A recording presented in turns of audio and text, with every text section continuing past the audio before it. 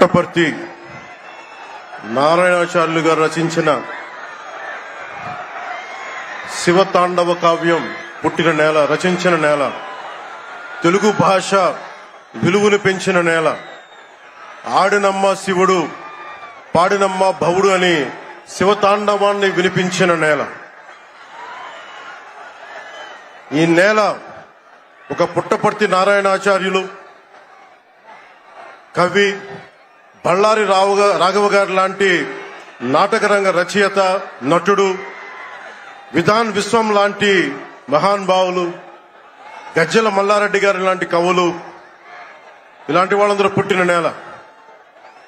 ప్రతి రాయలసీమ కవులు కళాకారులు అనేది ఋతువులు ఎన్నైనా మా రాళ్లసీమకి ఒకటే ఋతువు, కరువు ఋతువు.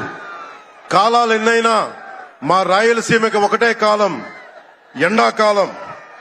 దాన్ని మనం రూపుమాపే ప్రయత్నం చిత్తశుద్ధితో చేస్తోంది.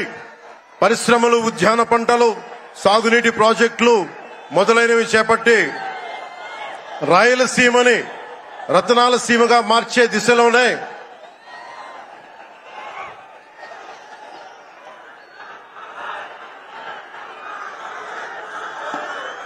ఈ రోజున మేమందరం గౌరవ ముఖ్యమంత్రి గారి చంద్రబాబు నాయుడు గారి నాయకత్వంలో మేము ముందుకున్నాం.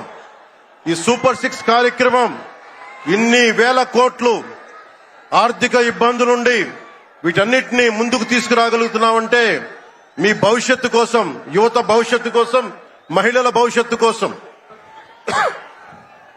ప్రతి ఆంధ్రప్రదేశ్ లో ఉన్న ప్రతి ఒక్కరూ బాగుండాలి, మీరు ఆనందంగా ఉండాలి. సంయుక్తంగా మీరే అన్నారు, ఆ రోజు మేము అడిగాం, రాష్ట్రం బాగుండాలి, యద్భావం తద్భవతి. మీరు ఎలా ఆలోచించారో మేమందరం కలిసికట్టుగా పార్టీలు వేరైనప్పటికీ రాష్ట్ర హితువు, రాష్ట్ర శ్రేయస్సును దృష్టిలో పెట్టుకొని ఈ రోజున మీ ముందుకొచ్చి ఇంత ఘన విజయంగా, ఇంత దిగ్విజయంతో ఈ సూపర్ 6 కార్యక్రమాన్ని మీ ముందుకు తీసుకొచ్చాం. దీని సూపర్ 6 కార్యక్రమానికి సంబంధించి భవిష్యత్తు రాయలసీమ వెనుకబాటుతనం గురించి, దానికి నీటి సౌకర్యాల గురించి, పారిశ్రామిక గురించి గౌరవ ముఖ్యమంత్రి గారు మాట్లాడతారు. నేను మీ చెప్పదలుచుకున్నది ఒకటి, ఆరోగ్య బీమా పథకం సాకారం కాబోతుంది. ఒక్కొక్క పథకం ద్వారా ఒక్కొక్క కుటుంబానికి 25 లక్షల ఆరోగ్య బీమా వర్తిస్తుంది. అలాగే పర్యాటక రంగంలో కూడా మనకి దాదాపు 10,000 పైచులకు పెట్టుబడులు ఆకర్షిస్తున్నాం. అలాగే పంచాయతీ రాజ్ శాఖలో కూడా పల్లె పండుగ ద్వారా 13,300 గ్రామ పంచాయతీలని గ్రామ సభ నిర్వహించి రికార్డు చేసి 2,007 కిలోమీటర్ల బీటీ రోడ్లు, 4,000 కిలోమీటర్ల సిసి రోడ్లు చేయగలిగాం. 1,55,000 నీటి కుంటలు నిర్మించి 1 టీఎంసీ నీటిని వర్షాకాలం నిల్వ చేయగలిగాం. అలాగే మూగజీవాల దాహార్తి తీర్చేందుకు 15,000కు పైగా నీటి తొట్లు నిర్మించాం. 22,518 మినీ గోకులాలు చేశాం.